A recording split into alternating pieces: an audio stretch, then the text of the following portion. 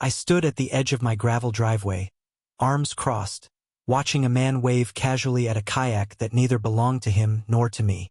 The auctioneer's gavel came down with a sharp crack, and just like that, it was sold. Years' worth of miscellaneous stuff. Riding mowers, kids' bikes, wine racks, even an old sewing machine. Vanished in minutes.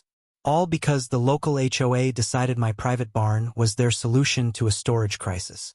The crowd was in chaos. One woman actually dropped to her knees, weeping over that sewing machine like she'd lost a relative. I didn't say a word. I turned, walked back inside my house, and shut the door behind me. Didn't even lock it. A part of me wanted someone to knock to ask me why, because I was more than ready to explain. My name's Wes Murphy. I'm 49. I took early retirement after 20 years in mechanical engineering. 4 years ago, after my wife passed, I moved back to the family ranch just outside Hill, Texas. It used to be peaceful here.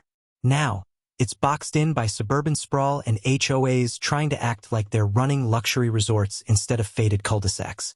At first, I didn't make a fuss. My property touched the border of a newer development, so by default, I got lumped into the Hill Spring Meadow HOA. I paid the fees, showed up to the meetings, kept my head down. I wasn't looking for conflict, until I came home from a short Colorado trip and found my barn stuffed wall-to-wall like a thrift store on donation day. There were paddle boards, baby cribs, boxes marked Becky's wedding decor, even a snowmobile, which was rich, considering it hasn't snowed here properly in decades. It took everything I had just to wedge the doors open. Furious, I headed straight to the HOA president's house for answers. Sylvia Radcliffe greeted me with a smile so fake it could have been painted on. "Oh, Wes," she said with syrupy cheer. "We figured you wouldn't mind.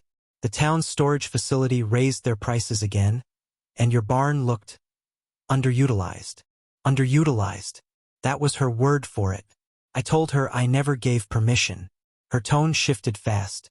"It's only temporary, just until spring," she said, like that somehow made it all okay. "Think of it as a community favor." Yeah. No. That night, I called the HOA board. No one answered. Emailed nothing. 2 days later, I opened the neighborhood newsletter and saw it. Community storage now available. $20 per month for access to the Murphy barn. My name was plastered on it in implication, but never once in permission. That's when I stopped being civil and started getting strategic. I rang up Gerald, my old lawyer and fishing buddy. When he saw the newsletter, he nearly choked on his cigar laughing. "This is the dumbest thing I've seen an HOA try in 30 years, he said. "They picked the wrong barn." I didn't want to sue. Not yet. I wanted to win cleanly. Following Gerald's advice, I changed the locks, posted formal notices around the neighborhood, even stapled one right to the magnolia tree in Sylvia's yard. Then I went through the barn, cataloged every item, photographed and boxed everything. Gave them 21 days to pick it up. No one came, so I called Vince, a mountain of a man with a scratchy voice and a booming laugh. He was an auctioneer by trade and loved the idea. We picked a Sunday, ran flyers, even did a Facebook post. No HOA mention, just a general barn auction. Everything must go. The night before, I sent one final email. "Remove your belongings by 6 p.m., or they'd be treated as abandoned property under Texas law." I even attached the legal statute. Still nothing. When auction day arrived, cars filled the gravel lot. People wandered through the yard, eyeing the goods. A few HOA members showed up thinking it was a friendly neighborhood garage sale, until they spotted their own beach chairs and nativity scenes tagged for sale. That's when the yelling began. And right in the middle of the uproar, Sylvia arrived. Heels clicking, hair immaculate, phone in hand. She pressed her phone to her ear and snapped, "Get the sheriff out here. He's selling our property." Sure enough, the sheriff arrived. Dalton, quiet man, all angles and stern glances, like someone carved him out of a fence post. I handed over everything, titles, surveillance footage, posted notices, even timestamps from their own newsletters. He flipped through the folder, page by page, then turned to Sylvia and said, "Unless you've got a court order, there's nothing I can do. This is Mr. Murphy's land." Sylvia's jaw just about hit the ground. She spun on her heel, muttering threats and legal jargon as she stormed off. I figured that was the end of it. I was wrong. 3 days later, I was served a lawsuit $29 for $100 in damages for what they called unauthorized liquidation of community property. I laughed so hard I had to sit down.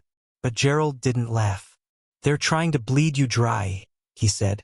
"Paper you into the ground." So we fought back. Filed a countersuit. Unauthorized use of private land, back rent, harassment, emotional distress. But the real game changer didn't come from us. Came from Linda, my neighbor.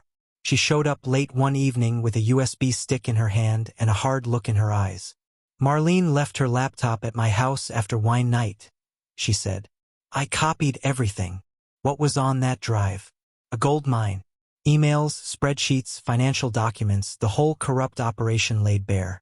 Turns out Sylvia had been running a scam, creating fake renters and pocketing the storage fees off the books, funneling the cash into a bogus foundation linked to a shell company in Nevada. And that wasn't the worst of it. She had been planning to claim part of my land for a so-called community development project. The target? An old capped oil well hidden beneath my grandfather's barn. That's when it all clicked. This wasn't about HOA clutter. It was a land grab, plain and simple. We sent everything to the district attorney. Within a week, a federal investigation was underway.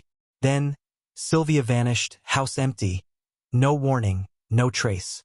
But the threats didn't stop.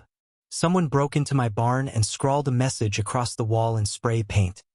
"You think you won? You didn't." I stepped up security, motion lights, cameras, the works. A few nights later, I got an anonymous email. No message, just a video screen recording of Sylvia's desktop. A folder labeled Retaliation Plan Phase 3. Inside, fake invoices, photos of me and Linda taken at night, and a list of neighbors by name. I showed it to Gerald and Dalton. The sheriff just shook his head and said, "Someone's still pulling the strings." When the court date finally arrived, they tried to rush it through, betting I wouldn't be prepared. But we had Todd, the tech guy from the HOA board. He took the stand and blew the whole thing wide open. Double books, offshore accounts, bribes. The judge dismissed their case with prejudice. They couldn't come after me again, not legally. I thought it was finally over. Then Gerald handed me a letter, postmarked Mexico City. It was from Sylvia. "You thought this was about the barn?" she wrote. "It was never about the barn. It's what's underneath. That land was never meant to be yours. And they're coming for it." That night, we went back to the barn. Tore up the old floorboards.